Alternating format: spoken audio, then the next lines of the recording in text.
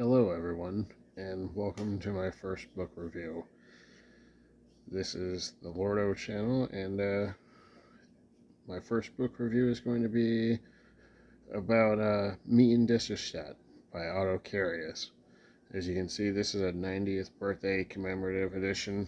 You got this very nice, hardcover here with Otto himself there on the cover with his tiger tank. Him looking sharp in his Black Panther uniform with his Knight's Cross with his oak leaves. You got the nice slipcase cover here with the years 1940 through 45, his time in the Army, the 90th birthday commemorative edition, like it said, and like I said, and kind of an overview overall. Now, if one were to look at the identities of the nations at war, whether the troops were German, American, Russian, or whether, in short, take out the political aspects, this account could be any warrior's story. It very much reads like the personal accounts of American and British soldiers. Politics and the rest are in the background. Instead, there is duty, defense of the nation, and, at the very core, support for one's comrades in battle and fear of letting them down. In fact, the book itself was meant to be support his comrades after the war. Otto Carius was drafted in May 1940 and fought through the rest of the war in the Panzer 38T, the Tiger, and the Jagdtiger armored fighting vehicles. The first two were tanks, while the last was an armored tank destroyer. The author covers the first 3 years of his war in just 25 pages, although that is for Tigers in the Mud and not Meine Dienstzeit.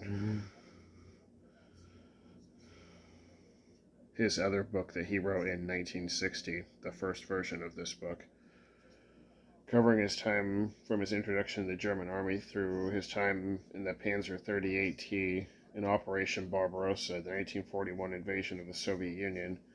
I wish he would have spent a little more time covering this time frame, from his training to detail on the tank itself, more detail on the tank itself, and while the battles he fought in, and about the battles he fought in. When he was drafted as an enlisted man and failed officers' training school, he was sent to, perhaps being too much of a free thinker. He eventually received a battlefield commission and rose to the rank of over-lieutenant, first lieutenant. The meat of this book begins in early 1943 when Mr. Carius converts into a Tiger tank and is sent to Army Group North on the Leningrad front. From then until July 1944, where he's severely wounded while reconnoitering without his tank. He was shot a total of 5 times. He gives a wonderful detailed description about fighting in a Tiger, relationships with superiors and subordinates, and many of the battles he fought in, primarily as a tank platoon commander. In his early battles, he doesn't mention as much because he was a loader on a Panzer 38T and he didn't have much of a view or a perspective. But once he got to a Tiger tank and he was a commander, he was able to get a much more detailed view on what exactly it was he was doing as a platoon commander and as an individual Tiger commander. For me, there were a number of interesting small details. I did not know that the turret on a Tiger tank was controlled by a pedal that rotated the turret in one direction when pressed forward and the opposite when pressed back. If I'm not mistaken, it was left when pressed forward and right when pressed back. In the heat of battle, Otto mentions that his gunner was very good about getting the gun laid on target, and that he would put his hand on his shoulder left and right to indicate which way to turn the gun to get the 88 millimeter on target.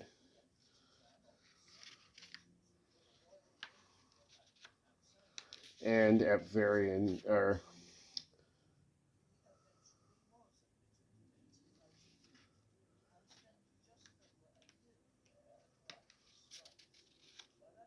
At various speeds, the turret and cannon can be rotated quickly at first and then slowed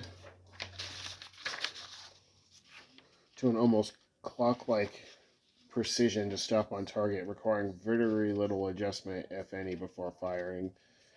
I didn't know the interiors were painted white. I had not appreciated how dangerously cold the interior of the tank became in bad weather. A number of small but interesting details emerge from this account. Yes, Otto has a very gifted way about writing. He's very good about adding small details you wouldn't think would be relevant, but really are. The capabilities of the Tiger were interesting as well. The conventional and probably correct wisdom of the war is that the Soviet T-34 was the best tank on the field. Yet, time and again, the author and the tanks he directs fights and wins battles against superior numbers of T-34 tanks. I suspect that general tactics played a role. He notes and superior training a little bit too from what he mentions, at least in the early days. He notes that the Soviets drove fully buttoned up with limited visibility, where the German tank commanders kept their head out just enough out of the turrets so they could see in every direction. Seeing first means shooting first, and he took many Soviet tanks before they even realized took out many Soviet tanks before they even realized they were in a battle, sniping them from great distance. Carius was also a very smart and careful man, and that helped him when staging a battle. Yes, his smarts and his quick wits saved him many times while fighting. He personally met Himmler in September 1944, and the description of the meeting is surprising. He was surprised as well, first when he went to meet Himmler after the July 20th attempt, the failed assassination attempt against Hitler. His credentials were barely examined, and he was allowed a private interview with Himmler while wearing his service pistol. Himmler himself was gracious, willing to listen, sophisticated, and gentlemanly.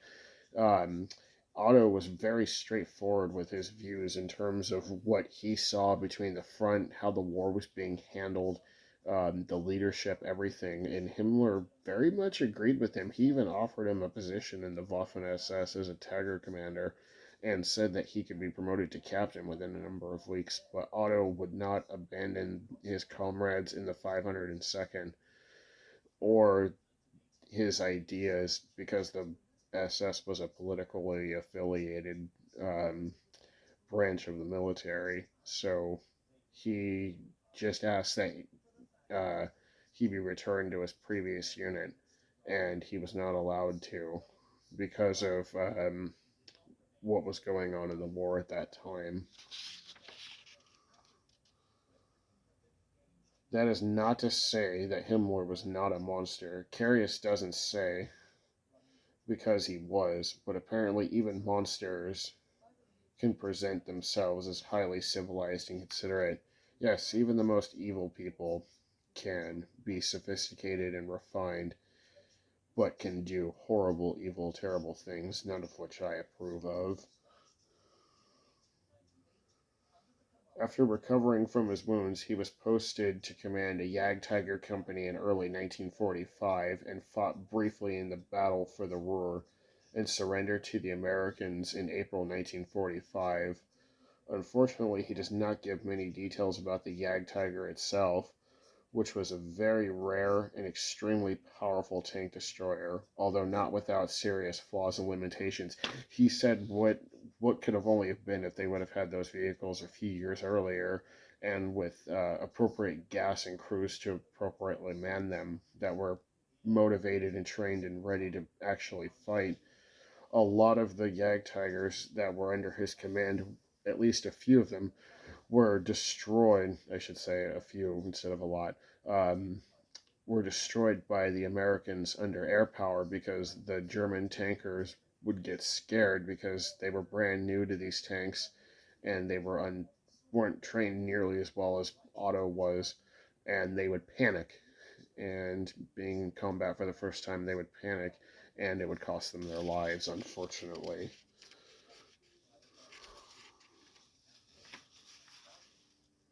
Or fortunately, depending on the military situation and what was going on at the time. I say unfortunately because all human life is sacred and should be respected.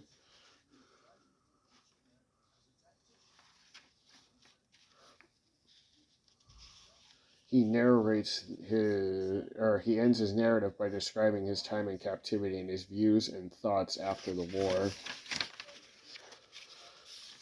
Carius is harsh.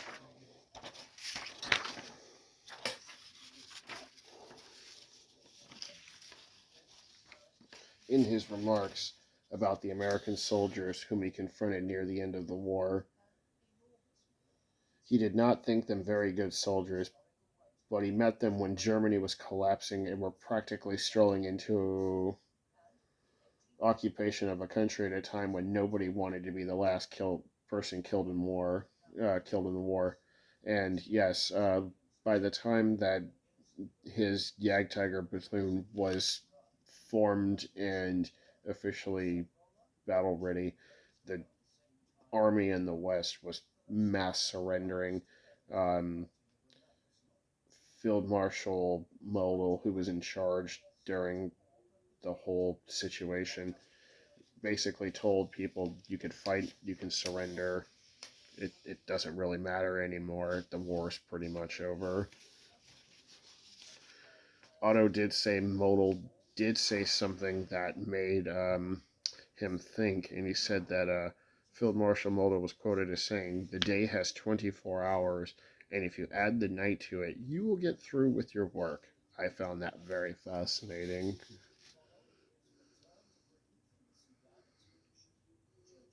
Part of his opinion of the Americans was formed because he thought German prisoners were treated harshly. The book includes many appendages, including some interesting after action reports and many pages of photocopies of the author's awards and decorations.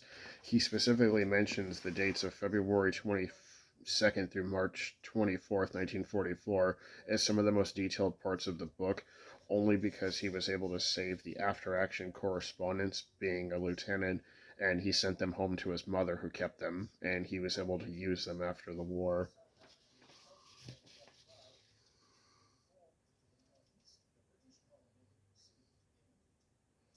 But yes, the book includes many appendages, including some interesting after-action reports and many pages of photocopies of the author's awards and decorations, along with the English translations of the same. They include pretty much every decoration Mr. Carius received. These pages both let those who are interested in German awards see what the different types of certifications look like, and showed what a truly decorated veteran Mr. Carius was. He died in January of 2015, January 22nd, if I'm not mistaken.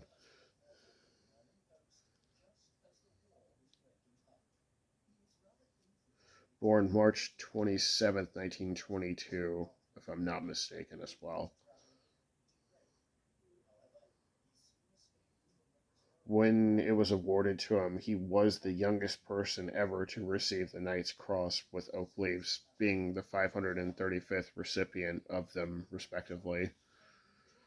Um, I would recommend this book to people at least 18 years old.